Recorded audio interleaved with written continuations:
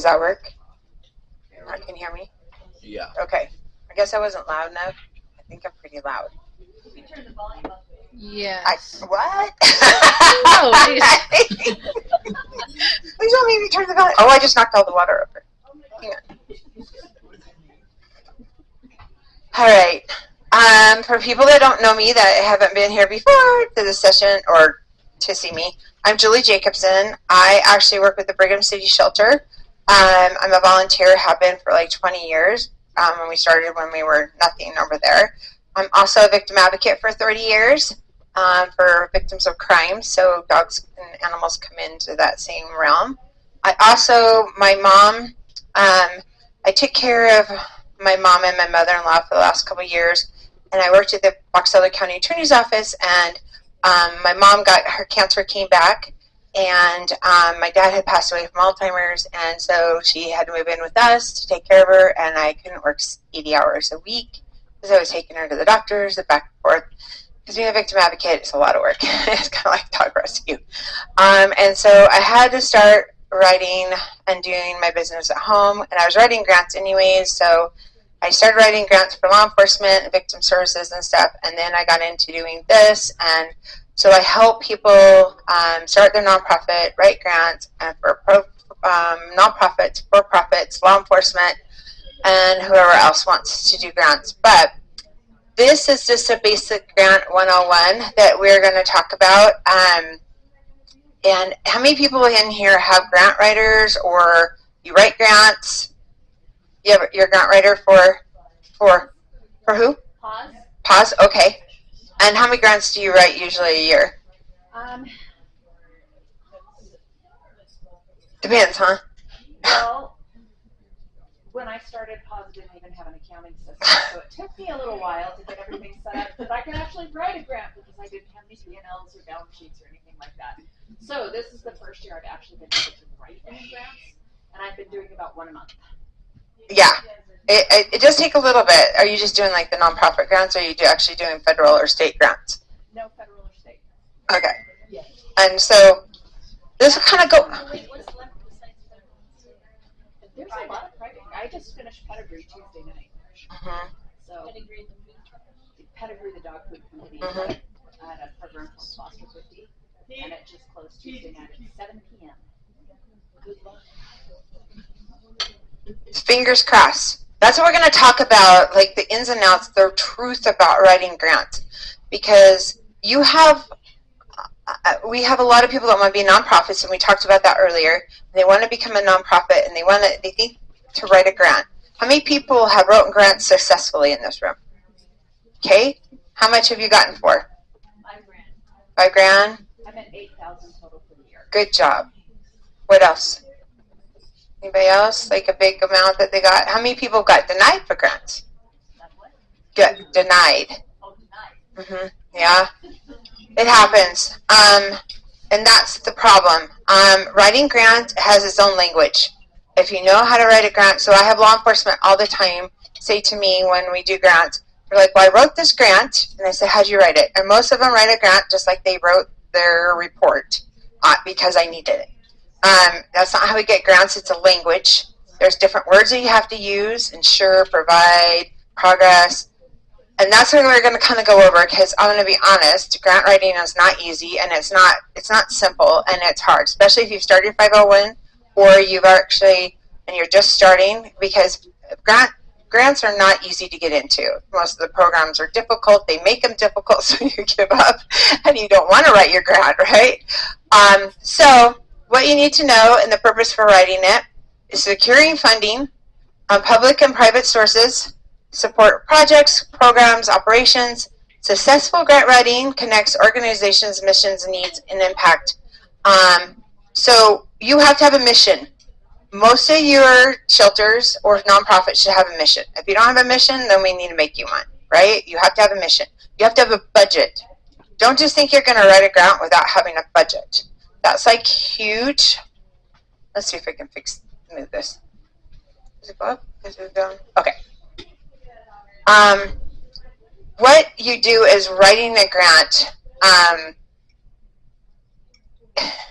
Oh, did I go too far? I think I went far. Oh, I think I went too far. I don't know what happened. I hit it so many times. I don't know. Oh, that's what I look like sometimes when I write grants.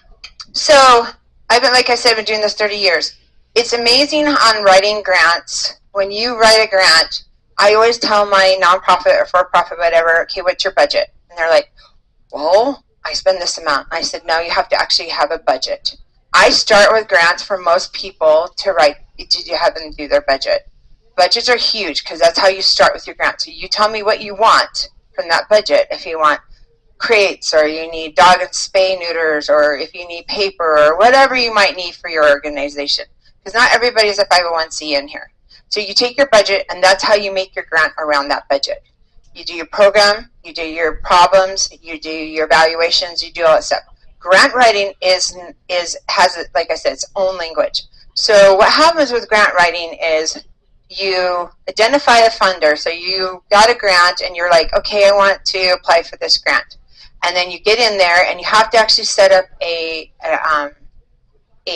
program, or I want to say like a, I can't think of the word, I want right over my head.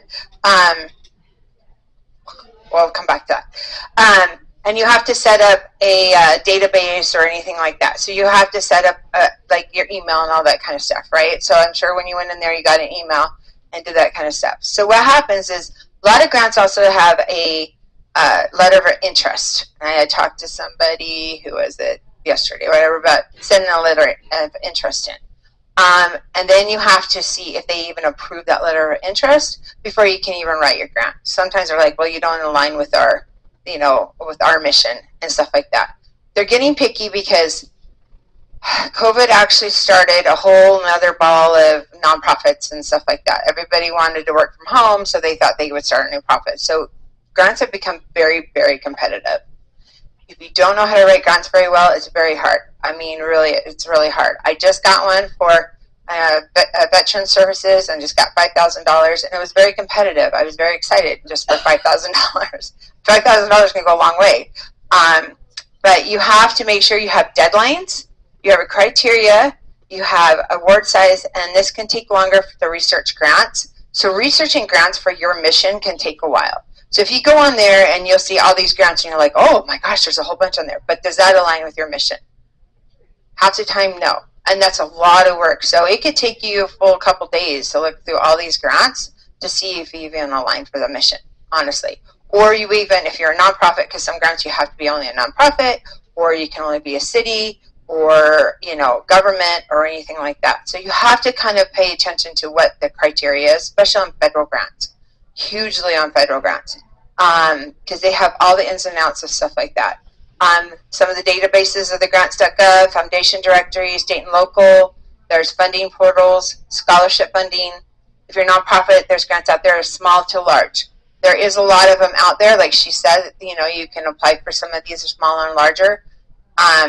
But they do have deadlines too. So don't wait till the last minute for these deadlines. And I'm spilling this water. If you find a grant, get on there, do the letter of interest. My biggest thing is also email that place and say, hey, I'm applying for this grant. Is there anything I need to know? So, because a lot of times I'll have an email there for the contact person. My suggestion is just to let them know, hey, I'm going to apply for this grant. Is there anything I need to know? Some of them, and we'll go through that, have webinars that you have to actually watch and actually be part of them to even get a grant.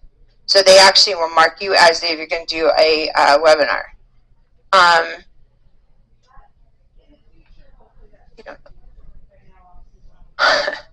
So this is true. I can tell you, my husband will come in and go, take a deep breath. Trying to find missions that align with you. I mean, not every grant, just because you're a 501c, you're going to be able to apply for a grant. You're just not. It's just not going to happen. They have to go with your mission. So just because you're applying for a dog grant, does that actually go with your budget and the mission that you're actually trying to accomplish? So you have to be really careful of what you're trying to apply for and what kind of grant you're looking for. And that's why a lot of times grant writers come in handy. But, I mean, it's a lot of work. And when you're a 501c and you're doing that, it's a lot of time. I'm sure a lot of you guys know how hard it is sometimes to write grants and how long it takes. And a lot of times you write at 1 o'clock in the morning, right? Right? So planning. The biggest thing when you start a grant, hugely, is to make sure you have all your ducks in a row. You need to make sure you have your EIN number, your UEIN number, SAMS.gov, board, roster, budget, audit, financials, all that stuff. The only thing I put on here is I think your bank statements. You have to have a bank with your 501c and your nonprofit with a letter. And some like Walmart, stuff like that, I always send to people, this is what you need, because you have to upload that, because a lot of times they pay you electronically, so they don't send you a paper check. So you have to have all that stuff to download onto these websites, so when you get into them and you make accounts, is what I was trying to say earlier. You need to know what the ceiling and floor is. Does anybody know what a ceiling and floor is on a grant? High and low amounts available. Yes, they are. The ceiling can be, let's say you have a grant, a federal grant, and it's saying there's $3 million. Okay, but you cannot ask for I would not ask for $3 million, because you're going to have 250 other people or company or even more, because you figure like federal grants are all national. Okay, so they're not just in Utah, Idaho, Wyoming, or whatever. And you're going to ask for $3 million. Well, you're not going to get that. Okay, so I would be cautious to say apply for like 10,000 or something like that. You know, on a bigger grant. Your floor means is that if they have it, you can only ask for less than $2,500. You have to come up with that budget to be able to write for that grant. So sometimes they don't have floors, sometimes they do. A lot of them will say you have to apply for at least $2,500 or whatever like that. So I'm just saying, those are what the ceiling and floors are. It's a language that they use in the grant world, and it's something that they do. But I would never apply for something that's it's $3 million and you put in for $3 million, because you figure you're applying and you're competing against all those other people. I mean, you can, but I don't think you're going to get it. I'm just saying, and I'm saying that's how you get tonight. Define the project. This is huge, because you have to decide what your project's going to be, because when you write a grant and you're getting that money, you have to spend it on that project. So if you're going to use it for spay and neuters, you better use it for spay and neuters. Keep all your receipts. Keep all that stuff. Use it for spay and neuters. Don't use it to go to lunch. She laughs, but that happens. Yeah, well, it happens, and I've seen nonprofits do that. But you could have to a vet. Does that make sense about spay and neuters and stuff like that? I mean, you have to use it in the realm, right? Keep all your receipts. Have a CPA. There's a lot of stuff to it. Clear timelines and assignments. This is huge too, because clear timelines is like, okay, so monthly timelines are like, okay, I'm going to do this January through February or March through April. You need to keep those timelines. If you put it in your grant, you need to, because when you do your quarterly and annual reports, they're going to ask you for that, and you got to have them there. So I did from January to they have quarterly, so you do from January. Some people are fiscal or annual. Who's fiscal here or annual? Do you know what you guys are? Annual. Are you? Some of you guys mostly annual. So you're January through February. Through December. I mean, that's what I meant. So like most law enforcement and cities are fiscal. So they go from July to June. So that's why I'm asking. Make sure you have clear timelines, so that way you can make sure that you put that in there, because you're going to be asked when you do quarterly and annual reports. And that's another thing with grants. People just think, I'm going to write this grant, but then you have a quarterly report or annual report, and you have to report on that stuff. And if you don't, they can pull that money and not give you the rest of it. Some grants are that you get the money ahead of time, and some money that you have to actually spend it, and then you get the money. And that's hard sometimes for nonprofits, that you spend the money and then it takes them 5 months to get you the money. I mean, I'm just saying that sometimes that's hard. Make sure you tell the whole story on your proposal. I've been a reviewer on many grants, and I don't know your program, right? So I don't know your program, and I want you to tell me about your program. I don't want to have to look you up on the internet or anything. I want you to tell me about yourselves, and I want to know everything I need to know about you. Like a story. Like I would open up a book, and I'd be like, oh, that is awesome. I love that. All grants you get points. Okay? So what happens is you get judged. So usually to 100 points is what grants go up to. So they judge you from 0 to 100. And that's usually the top 10 usually get awarded. And you can always find out where you came in. They can tell you. And don't cry, because the first time I ever wrote a grant, I call it the red pin effect. Does anybody know what that means? I wrote a grant, and I was a brand new victim advocate, and I thought I did a great job, and I took it to my director, and I took it to her, and she brought it back to me, and it looked like a bloodbath. She's like, and I was like, I started crying. I was like, I'm never writing a grant again. That's never happening. And but I learned a lot, right? Because I took the time, I got some people, and I learned how to write a grant. It's hard. It's not easy, but I really enjoyed it. Like I said, webinars, a lot of times, they have the webinars for the grants. Make sure you get on those, and you can ask a lot of questions. They have Q&A, and sometimes they shut them off for like a week after the webinars, and then you can only ask questions. Like our victim grants, they give you a timeline, and you can only ask questions. So if you have any other questions, too bad, too sad. They just cut you off. They figure you figure it out yourself. So just saying that you want to be on these webinars, it's really important to ask those questions and get all the information for these grants if they have them. And some of them require you to do that. For nonprofits, before you apply, you must be a foundation in place. You can't just apply and then apply for your 501c. It doesn't work that way. Does that make sense? So you have to have your 501c, you have to have your number, you have to be in good standing with IRS, or you cannot apply for grants and they'll deny you. So if you're not in good standings with IRS, you'll know, because you can actually look yourself up and see if you're in compliance, and if you're not, then you can't apply for grants. I'm not going to give you money. So you can actually look up any 501c, get on there, and it will actually tell you if they're compliant or not. Where do you look that up? You can go into IRS and then pull them up and do a search. And you can actually pull up people's EIN numbers and stuff like that. I'll give them all that stuff. Board of directors. This is huge. Make sure you have your board of directors, because you're going to have to upload that. Board of directors, your roster, your bylaws, policies.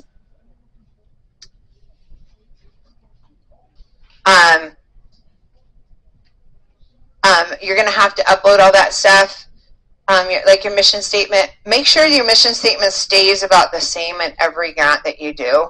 Your mission statement. Now you can do your problems and your like what you're trying to do, they can change, but your mission statement for your nonprofit or your for-profit needs to stay the same, because they actually look them up. The power of internet and the media, they actually can look you up. That's the reason why a lot of them, I'm sure you did that, have to put your website on there. And a lot of times they ask you for your website, your Facebook page, all that stuff. Now that's a huge thing that they've been asking now to have, so they can actually look it up and see if you're actually a true person and not a scam. I know that sounds weird, but people ask for money all the time, and they actually are not who they are supposed to be. Operation budget, make sure you get that together before you actually apply for a grant, because they're going to ask you to upload that. So even if you're a brand new nonprofit, you're just going to say estimate. Estimate this, your budget. This is what my estimate's going to be for the next year. Paper, supplies, crates, spay, neuter, whatever you guys are trying to do. You just put estimate on there, and that's okay, because you don't have any numbers yet, because they haven't come in, right? And then past performance impacts data. A lot of times that's really good to say. If you're a brand new one, you just say, well, this is what we're trying to do, this is what we've seen. But if you're a seasonal, make sure you keep numbers. Like if you know I would keep a spreadsheet of your spay and neuters, dogs you're saving, animals you're saving, anything like that. Keep a spreadsheet and keep it, because they're going to ask you for your data. Like how many dogs. That's one of the things that you're going to do. Your goals and objectives is going to be one of the things that you're going to have to put on there. Give me money, we all win. Here's a simple logic model, right? But this is not going to work on a grant. I have officers actually put that on there because we need money. And it's seriously, I've had nonprofits do the same thing. I would love that too, if we just walk up to somebody and say, hey, give me money. If we all could win the lotto, that would be awesome. Go ahead. So when you wrote for nonprofits, that implies that there might be a way to do a grant if you're not a nonprofit? Is Yes, you can do grants on for-profit. So if you're not a nonprofit, there's for-profit grants out there. What if you're just an individual who wants to help and you're not, because I've looked into doing a 501c, it's just too much for me.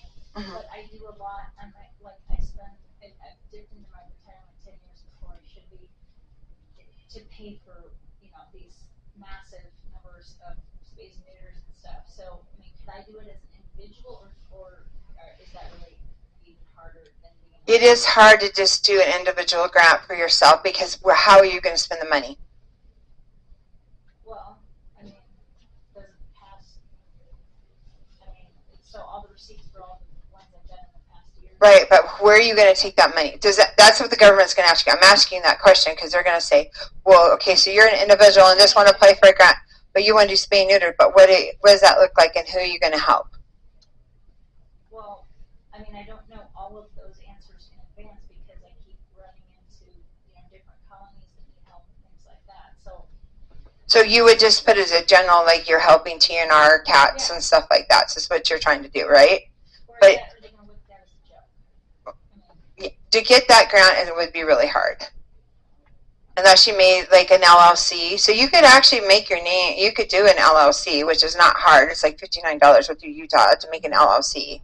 Just to make your name an LLC or a spay and neuter program or something like that. And then you could actually, you don't have to be a nonprofit to do the nonprofit, but you can make yourself like an LLC. So then when you apply for grants, then you're accountable for that money going out to help the TNR communities. I already have one. I just haven't, I'm a certified pet detective, which is a real life Ace Ventura. And so Okay. no, seriously. I mean, that's good. I think it's awesome. My search dog died a long time ago. I mean, I could potentially use that one again, I suppose. I hadn't even thought of doing it. Is it still current? You'd have to go back and do a search and see if it's. I renewed it last year. So just go in if you want to renew it, but that's the way you have to apply for grants if you're going to be a person. But you do it under a company. They don't just give grants to people that, to just the normal Joes. I mean, that's the hard part. You actually have to have some kind of backing because, But you don't need a board for that. no. To be a nonprofit for a for-profit, no, you don't need a board. You don't need a board. Nonprofits do because you have to report those every part of. You need to account for every penny and all of that. Yep. Because if you do, you're still going to have to do a quarterly annual report or whatever they require. Like Walmart doesn't, but Walmart, if they came back 7 years and said, okay, we're going to audit you, you have to have that information. Does that make sense? Or even Kohl's or any of those kind of like profits. But most of those are nonprofits. But if you had any of that, you have to keep your receipts and you have to keep good. Yeah, I keep a spreadsheet and stuff. And then I would show what nonprofit, if you work with nonprofits, and I know Jerry Lynn works with a bunch of nonprofits. She's a for-profit for her company, and she works a lot, and they do give, they do help out and pay out and stuff like that. So, there is benefits, but you can't just a normal Joe apply for a grant. You could ask for, like even the bank, you know what I'm saying? They want your blood, pretty much to even get a loan. So, if that was happening, then more people do that, but the government won't just give you money. Does that make sense? Yeah, so You have to have some kind of stability, you have to have some kind of, like, platform for that. it also like separation of funds. Yeah, separation, definitely. Yeah. So all the funds need to run through the LLC. Mhm. I take up all the time on this. But No, you're fine. I haven't used my search dog died back in 17, and so I haven't used it as an LLC since then. It's just sort of sitting there like in limbo. But I could reactivate it. Well, and if you want to help these nonprofits and stuff like that, you know what I'm saying? Like, I'm sure they would love you to get a grant so that you could help them and get some of these cats or dogs or whatever fixed. It takes it off of them too. So, if you want to do the LLC, that's fine. That's a for-profit, so that's fine.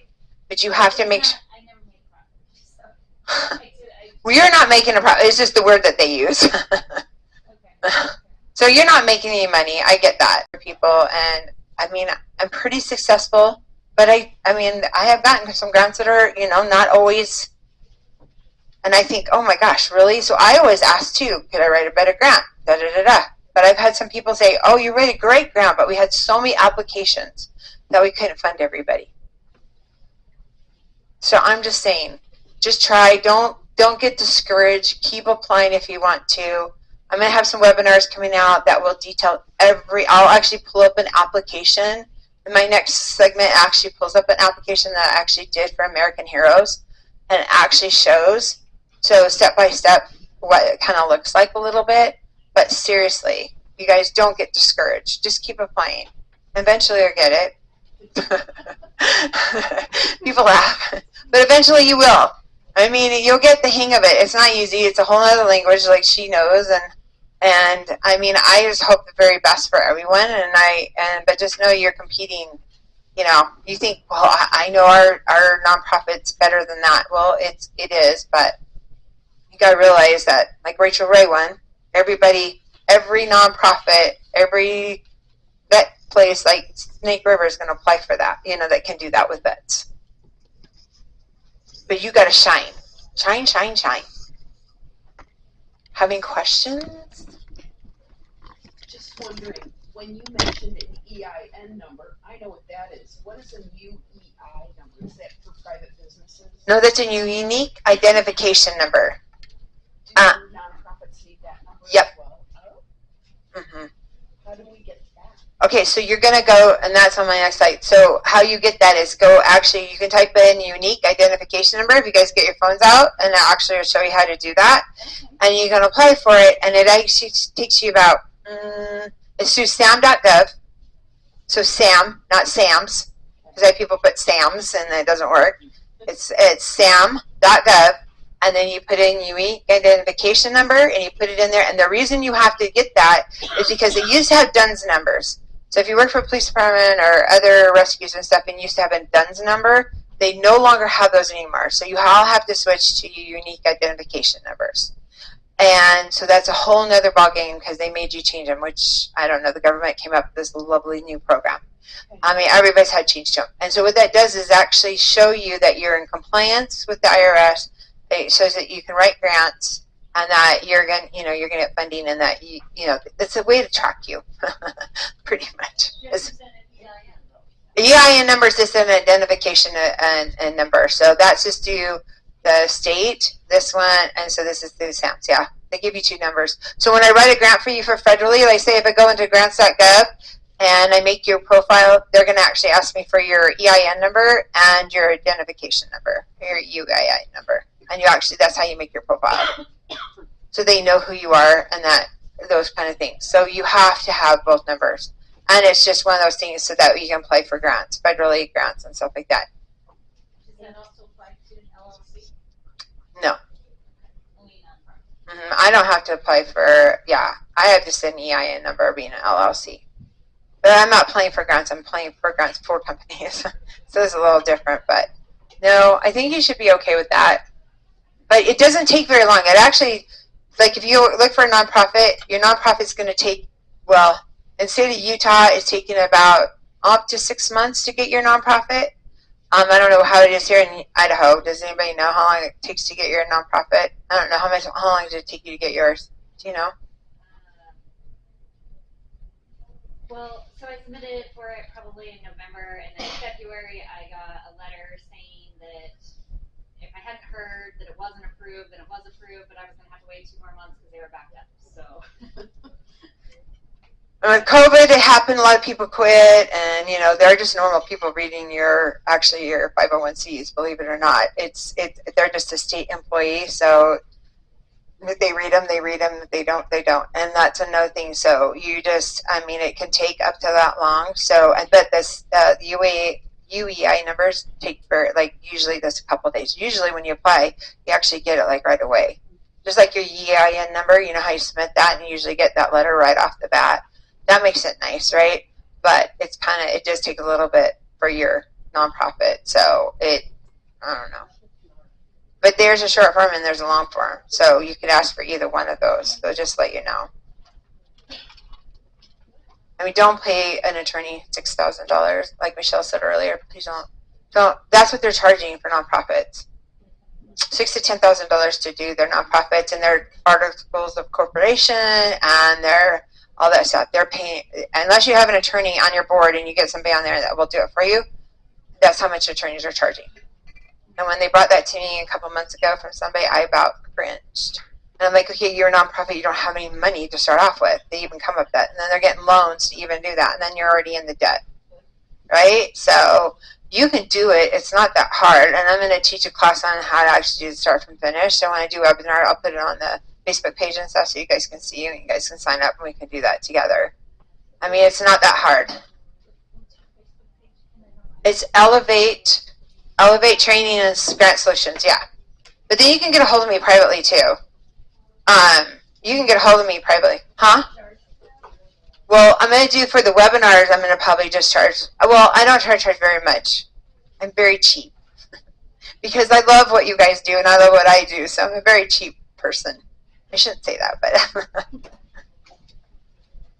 might just charge you like $20 or something like that. So that way it's for my time to do that. But other than that, seriously, I want everybody to succeed in this room. And I want to see everybody do great. But it isn't easy to write grants. And if you have a grant writer, it's great.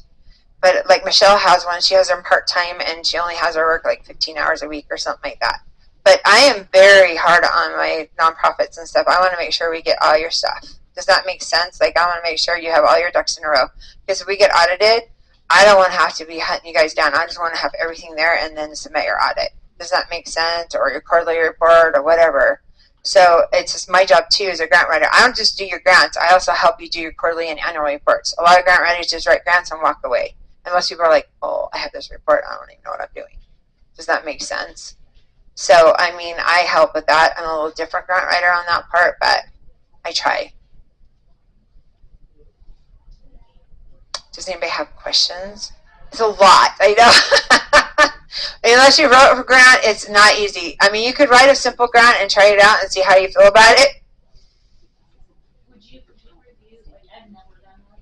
I don't have a problem reviewing people's grants. If you want to send them to me and email them, and if you write a grant and send them to me, I don't have a problem reviewing them for you, and I can give you my honest opinion. I mean, I'm being honest about this. Writing grants are not easy, and it took me a long time to, I mean, it took me years when I started as a grant writer for the victim advocacy and stuff like that to write a grant. Like I said, at the red pin, and I said I'd never write a grant again. And I was told, nope, you're not going to do that. You're going to keep trying. And it is not always easy. It's not. But I have no problems reviewing it. Do you charge that? No. Thank you. No, I'll just review it and just give you my opinion. I mean, I'm not only one person, you know what I'm saying? I mean, but that's what it is. Anybody else have questions? Well, be successful. Thank you guys, everything for you guys do. Really, honestly, from Utah people, that you guys save a lot of our animals in Utah and stuff, and I really appreciate you. So if anything I can do to help the rescues out here in Idaho and Wyoming and Montana and all those, makes, because Utah doesn't have very good, strong, dog laws and all that kind of stuff. So I do appreciate that a lot. I have a great shelter staff that works really hard on, helping us at Brigham City, and we're a small shelter, and believe me, we really rely on you guys out here. And so I work really hard with a lot of the rescues and stuff, and I'll help you in any way I shape form, because it makes it easier for us and for all the animals in Utah. You know what I'm saying? So that's the reason I came, was because I didn't want to say hi up much. I appreciate you guys all here, and I appreciate my partners and stuff like that. So we're all on the same page. We just want to save, right? Save, save, save. So anything else? Time. Look at Gwen. Time, get out of here. Don't ever be on the phone with Gwen and order a Diet Coke at the same time she orders one. I gotta tell you the funny story. She was going through the drive-through, and she's like, a Diet Coke and iced tea, I think is what you get, right? 2 Diet Cokes, light ice. Light ice. And I said, and another one. And the guy Rang her up. She's on my freaking Bluetooth, and then he rings her up. I don't know to bring you a freaking Diet Coke. They're like, can you have that DoorDash, please? But yeah, you guys can email me, call me. I answer my phone. I'm really good about that. I try, like some of them here, like my phone's been going off. Obviously I can't, but just know that I'm here to help, and I will do anything. If you have questions and want to know, like, about your nonprofit and want to know about grants, please ask me before you apply. Take all that time to say, well, this grant, do you think this is what I want to do, just give me a call, and I'll have no problem answering that for you. None. Woohoo, thanks, Julie. Thank you, Julie. Thank you, guys. Okay, so I get that. So need and problem. Okay, so these are proposals. This is what actually in a grant you're going to have to actually do. It's a lot. And so back in the day, the grants would ask for like 5,000 words. It was a lot. Now you have to squeeze all your stuff, need and problem statement of what you want to do into 250 words or even 150 words. They actually, some of them ask for words, some of them ask for characters. Characters would be your periods and everything. So you only have like, I'd say 75 words that you would have to put in what your problem and need is. Well, you have to really bring that down to what you need and really what you want, because they don't let you go over. They'll just, they'll say nope. So I don't know if that grant made you do like 250 words. I don't know if they just gave you a paragraph like on that one. Pedigree? 10,000 characters. You got 10 characters. But 5 questions. And that 10 and that's characters. So that even counts for your periods, your spaces, everything. So really you're cutting down to like 3,000 words. I mean, if you look at that, right, in 5 paragraphs. And It's different for each of the 5 questions. Mm-hmm. So, and the only one that I ran into problems with was tell me the best story during the window of the timeline that you were tracking your metrics. And that one was a really cute little dog named Buddy. And so I ended up at 2485 against 2,500 characters on that one. Yeah, you got to really bring it down because they want to know details. They used to be able to tell stories, and as grant writers, as reviewers, we were reading these grants. I'd get like 15 grants, and it would take me weeks to read them because you would read all these big grants, right? And you would read all this stuff. Now it makes it easier, and I want to know exactly what you want to ask for. I mean, that is like pinpointing what you exactly want. So they're doing that project, the description, and goals and objectives. This is huge because, okay, so let's say that you want to spay and neuter. Your goal is, I don't know what it's doing. Anyways, you want to spay and neuter 50 cats, okay, in 1 year, right? And do TNR program. So you actually have to come up, that's your goal. And then you have to come up with 3 objectives. Usually they ask you for 3. Some only ask for 2, but most of the grants ask for 3. You've got to come up with that, and you're going to say, okay, between March and April, I'm going to trap 10 cats, and I'm going to get them TNR'd. Okay, and then I'm going to release them. Well, you got to ask, and then the next one is be able to. Then your next objective would be something like, okay, well, we're going to get them fixed, and then we're going to try to, find them barns or whatever that might be your objective. Your next objective is making sure they're all healthy, they have all their shots, they're all that kind of stuff, right? And so that would be one goal. So usually grants have about 3 different goals, and then you have 3 objectives to each goal. They usually want you to fill out all of them. So your goal has to be really detailed, and your project of your description has to be really detailed, because that is what's going to get you your grant. You need to outshine the other person. They need to love your grant. They need to know you. They need to know your rescue. They need to know your program. They want to love you. And when you get that, they can score you high. Now, a lot of rural areas, and if you're off the res and stuff, actually like 20 points more because you're a rural area. Now, not every county is a rural area. So like Box Elder is a rural area for me. I can do grants in rural areas, and we have the res. So like we have that like out in Utah County, they have the res and stuff like that. We put a lot of dogs like Brooke out in Vernal, Roosevelt, and those guys. Those are, they're a rural county too, stuff like that. But like Logan, right up the street from me, is not rural anymore because they're so big. So make sure you know what your rural areas are. Make sure if you have a res and you're helping dogs off the res, put that on there. Like, put that on there. That's going to make a big difference if you're helping. It's huge. Your methods, activities, and timelines, that's huge. You're going to have to make sure that's a part of your grant that you're going to have to put as your methods. They ask all these questions, and you're like, I just answered that. You feel like you just answered that, all right, because you did that, right? It's kind of repetitive, but you have to reword it. You can't use the same statement you just used for that one to put in that method. So you have to come up, and I know a lot of people use AI, and they're like, AI is great, but AI doesn't know you guys, right? And put in, okay, I'm not saying AI is not bad, okay? If you get stuck on a word and you can't figure out what a statement is, use it, you know what I'm saying? Give you some ideas, but don't copy and paste onto AI, from AI into a grant, because I can tell you as a grant reviewer, I can tell if you've used AI or not. The words are funny. Odd. And they might not know you, so you might put it in there thinking you're writing this great grant, and then it's not everything that you want. Does that make sense? I mean, I'm not saying you can't use it for certain things, and you're getting some ideas and stuff like that. Fine, go ahead, but don't copy and paste, and just use your own words. Use your passion in your heart to write your grant. Honestly, use your passion, because that's what's going to speak to me as I'm reading your grant. I'm going to feel that. Does that make sense? AI is more like a blah, like you take a potato and don't put anything on it, right? Like we just have for lunch. But anyhow, so evaluation plan, outlet, and the outcomes. You're going to have to put that on your grants too.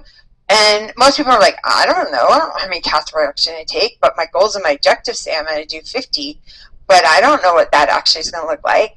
But you're going to have to put something in there and say, hey, well, we plan on doing 50, and this is what my outcome, and this is the outcome. If we don't do all 50, then this is what we're going to look at for the next year. Da da da da da. But you actually have to put that on there. Budget and the budget narrative. Okay, that's two different things. Okay, your budget is what you make up and all line, like all your supplies, the stuff that you're going to put on there, and all the money and stuff like that on the side. Budget narrative is actually what they make sure you actually fill out and say, okay, well, so 10 times the funding goes towards this will equal this, da, da, da, da. You actually have to actually write it out, almost like a check. They make you write it out in a budget narrative. And so they actually want to know why your budget, you're actually explaining what your budget actually is. Even though you kind of explained that in your goals and objectives, you still have to connect that. So it's interesting. And this is just half the grant, where you only got down there. Your qualifications, why you can qualify for this grant. Do you have a 501c? Are you in a certain area? Just because you're in a rural area doesn't mean you can apply for a rural grant. What is your qualifications for that? Does that make sense? I mean, because you do this and this and this. That actually explains to you why you can actually apply for this grant, and why why you should get the grant. When you do the plan, that is for a long-term plan, and you're going to have to write that in the grant. And most of your state, local, and federal grants will ask you all these questions. And so these plans are, what's your sustainability for these grants? What does that look like? Are you going to fizzle out? Are you going to keep going? Are you going to go into the next year? Is this going to be productive? You have to write that stuff in there. And they're going to make you do that too. So you got to think outside the box. That's where AI is not going to know who you guys are, right? That's what happens. And then supporting attachments. Supporting attachments are sometimes a collaboration and supportive letters. So tell me, who would be the person that you would ask to have them write your letter? Think about that. Who would be the person who would write? Not just your neighbor, thinking that you're doing a great job by training, trapping all these cats and fix them so they don't come and make reproducing babies in her barn, right? Community members, sponsors, stuff like that. People, shelters, nonprofits that you work with, places like that. Those are your collaboration and supportive letters. It depends on what they're going to ask you for which one, and they have to be on letterhead. They have to be dated by a certain time. They can't be over the date of the grant. They have to be on their, like I said, their letterhead. They can't be on your letterhead. They have to provide that information. And that's huge, because then that's part of your attachments, plus your 501c status, your EIN number, your budget, your bank account. All those things are supportive letters. Supportive attachments that you have to put on there. It's a lot. Just make sure you put it all in there, because if you miss one, they'll deny your grant. They don't care, and you're like, oh darn, I didn't send that, and I'll be like, it's closed. Sorry. Most grants close at 11:59 Eastern Time if you do a federal grant. Understand that, like, grants.gov goes through, so you can go into grants.gov and you're like, oh, look at all these grants, Julie was right. But then you have to make a a profile, and then grants.gov, when you make a profile, goes into just grants. They've changed their, which I don't understand why, but when I wrote the first COPS grant to get an officer, they changed them into that, and they were just barely doing that, and it was a lot, because a lot of times, you know, we all know internet goes down, power goes down, programs go down, right? Same thing with grants. Get them in early. Don't wait till 11:59 to submit your grant. Don't do that, because sometimes they'll go down or they'll crash because so many people are trying to put their grants in at the same time, and your grant won't get in. Unless you get an email saying that you applied for your grant and that thank you for submitting it, then your grant didn't get submitted. Most of them, you'll get an email. I'd say probably 99%. I don't think there's one that I haven't applied for that I didn't get an email. I mean, so budget aligns with your narrative. That's huge. Your budget needs to align with the narratives that you are actually making for your grant. So if your budget does not align, then don't put it in there. You need to have your budget, like if you're going to do 50 TNRs, and TNRs are going to cost, so you could call, let's say, I'll just use Jerry Lynn and say, hey, Jerry Lynn, I'm doing a grant, and I need to know how much it costs for you to spay and neuter the cats. Give me an estimate. Can you give me a paper? So I know how much it is, so I can put it in my grant, because that will align with it, right? And so your budget has to align with the narrative, because that's what you're going to use for your goals and objectives too. It all has to be a big story. So you're writing a book. You guys are all writers. Did you guys know that? I mean, seriously. So this is a good example. If you say you're going to do 100 kids with your budget, show enough resources to do it. Like, seriously, you got to have that. You got to make sure you have the funds and that you're asking for that, because then just get all of your resources. Grants, don't wait till the last minute. Say, okay, I have a week for this grant's due. I'm going to tell you, you're not going to get it in, especially if it's a big federal grant. You're not getting it in a week.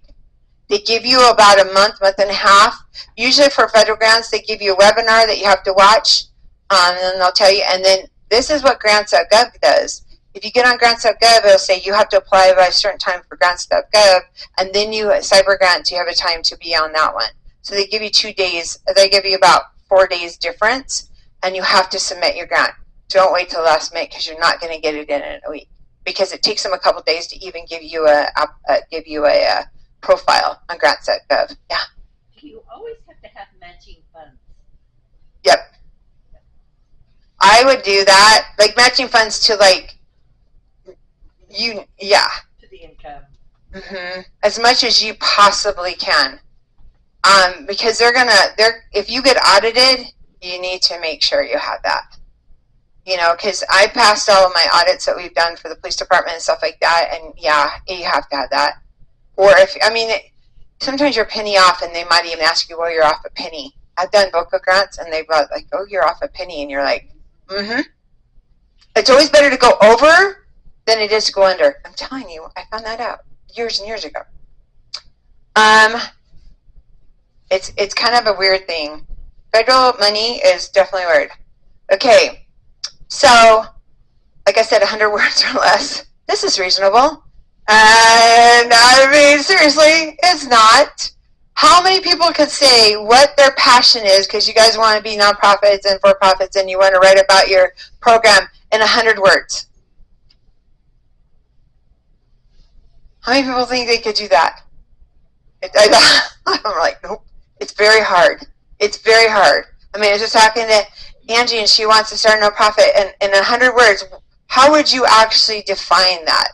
In 100 words of what you want to do. It's very hard. That's where grant writers, like me and a couple other people, we come into Pro, because we can help you define that and actually work on that. It's hard.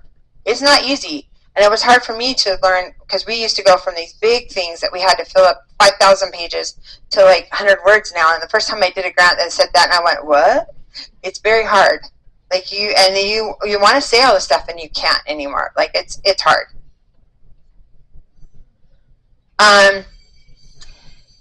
Communication clearly, review a submission, edit, clear, accurate, aligns with their language too. So when you write a grant, these are some tips. Let's say you're applying for Rachel Ray, okay, and her program is what's her new one, like for dog, but what is it for, like spay neuter? What is the thing for Rachel Ray? Is it just for shelters? Is that what it is? I know they change them around sometimes. The last that I saw is that you have to be in a shelter that has a supporting vet. Okay, supporting vet. So it's like we are. We're just a foster only, so we don't even qualify. So like Snake River, because she has a qualifying vet, would be able to do that. Okay. The last one that I read from them. Mm-hmm. So what you have to do is make sure it aligns with their language and use that. Say, well, I am applying for Rachel Ray's grant because we align with your mission, and the reason why. Does that make sense? Like, use them in your grant.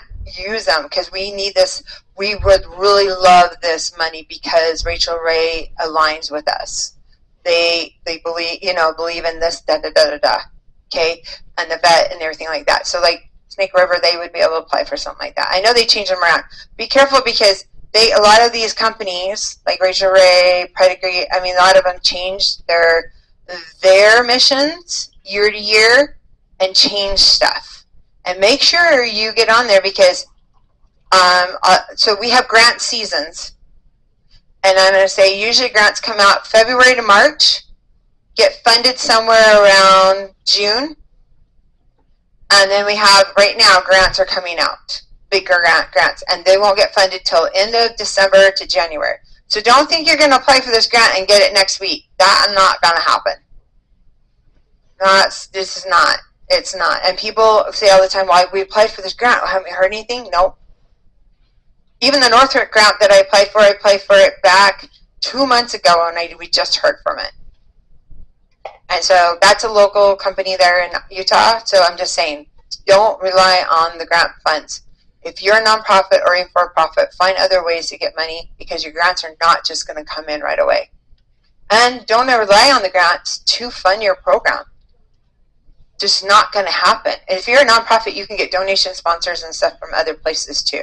If you're a for-profit, you can still do that, but you can't do solicitations. What percentage of grants do you think actually do you get awarded out of, not you personally, but in your experience with working with nonprofits, what percent do you think that they actually get awarded? Well, it depends if it's a local grant, so you're just in Idaho or you're just in Utah. It depends on that. If you're doing a national grant on that, I would say probably 20%, depending on how much money they have. Now, a lot of these programs, I don't know what Rachel Ray has out right now, but it depends if it's a $50,000. Let's say she's only doing $50,000. I would only ask for like $2,500 to $3,000 to keep yourself low but still get money in. Your goal is not to ask for so much money that's so unreasonable that you're not going to get anything at all. Because if you ask for $50,000, go ahead. No, you're go ahead. Can you ask for something and they give you a different amount? They can, and they have. They do sometimes, and then sometimes they're like, I'm not doing that. There's no way they're going to get. Take back. Mm-hmm. Yeah. If it's a program grant, it depends on what kind of grant it is. So if they give you a program grant and you don't fulfill the obligations of the program, then they will take money back. If they award it based on here's why I think we deserve money, and they give you an amount that doesn't require documentation, then once you have the check, you have the check. But you have to show receipts if they ask for a quarterly or annual report. Right. If you because I've done both program grants and regular grants, and there's a difference. There It's is. just an award, and you don't have to document anything. Wait, I thought you were saying you have to document everything, and you're saying you don't. Well, okay, so Walmart doesn't, okay, so there's some grants, and she's right, Walmart doesn't make you document, but I would keep all your stuff, just so that way if they ever do one day, Walmart comes back and says, hey, we want to know. Now, Walmart is one of those that they'll just give you the cash. Kohl's is one of those that just give you cash. State Farm, They usually give you the cash. Sometimes they'll ask for annual reports. Sometimes they can audit you because sometimes you're sub-grantees of a grantee. So like federal grants, like our BOCA and VAWA grants, so through the state, if a big grant comes along, we're a sub-grantee of that big grantee. If they get the money already ahead of time and then you apply underneath them, you're a second leg underneath that. So they can audit you and they can ask for money. But Walmart, I always say keep everything, because you just never know if they're gonna come back. You just don't know. I mean, they could change their policies too. I mean, What do Walmart State Farm do grants? it's amazing how many foundations out there actually do grants. Banks, you got Kohl's, Target, you have Whole Foods does a grant. There's a whole bunch of grants. Like you can get a Whole Foods to get you a grant for like food and stuff for people, for animals, stuff like that. There's a lot of grants out there that are different aspects. You just have to search it to whatever and that's what I'm saying. For grant writers, that's what 90% of our thing is we're out searching for grants for the meet with your funders, right? For your mission. So know what your mission is, because then you can put it in there. And that takes a lot of time, is to make sure, because you have to actually get in that grant application sometimes. Now they're getting a little smarter and they're saying eligibility, this is what you can apply for, this is who can apply for it and who can't apply for it. So if you're this, you can apply for it. If you're not. You used to have to get in the grant application, and that was such a pain to even see if you applied or not. Now they're getting a little bit better and about doing stuff like that. But I always say keep all your receipts, keep everything, because you just never know. There was another capital grant, another one that you can get where you have to maintain everything. Yeah, it just depends. Like all your federal grants, Capital One, the bank? Capital One. Capital, as in it's a type of grant where you're asking for, I'm going to build this shelter, and so it's a capital grant. If you have a budget for the build out, and then you have to track that, so it's just a different kind. But there's a lot of grants out there. People don't know that they're out there. I mean, and I always tell people when I work with them, hey, if you see a grant, send it to me. If I don't see it, send it to me, and let's look and see if you can apply for it. I work with a lot of law enforcement. I do a lot of law enforcement, nonprofit, and for-profit grants. And law enforcement, same way, they're like, oh, well, I want this grant. It doesn't work always that way. Does that make sense? And so you just have to be diligent on what you're trying to do. Like, pay attention to your mission. Make your mission statement, then go from there. Does that make sense? I just say, and then, decide that that's what you're going to, lock it in and go from there. It's just easier. Make sure that you attach all your stuff in the right place and format correctly. Do you know how many times that you go to upload something and it doesn't go in the right spot? I can tell you when you go to upload like your letters and all that stuff, and it does not. Make sure it says that you uploaded it. Because if you don't, and you send your grant in and you submit it and doesn't have it, you're not going to get your grant. Does that make sense? So make sure you upload all your stuff. Your board, your submit before deadline, correct portal and email. Sometimes you'll get multiple emails, or sometimes you'll get different things. Make sure you upload them on the right one. Seriously, because that could be that you don't get your grant either. You just have to be it's a lot of work. I mean, you guys, if you've done grants, you got to understand how much work that actually can look like.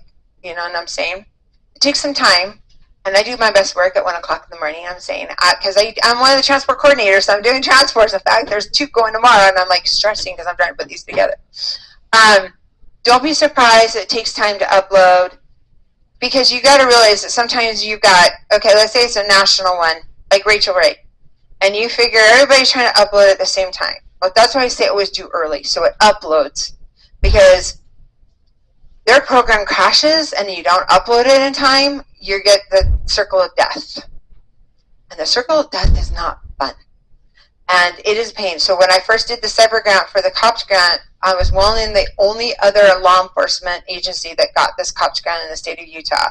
And Just Grants was brand new, and I got the circle of death. I was on the phone for, holy Toledo, they're going to come this silly, about 3 hours on hold. And they said, yeah, it's crashed, da-da-da.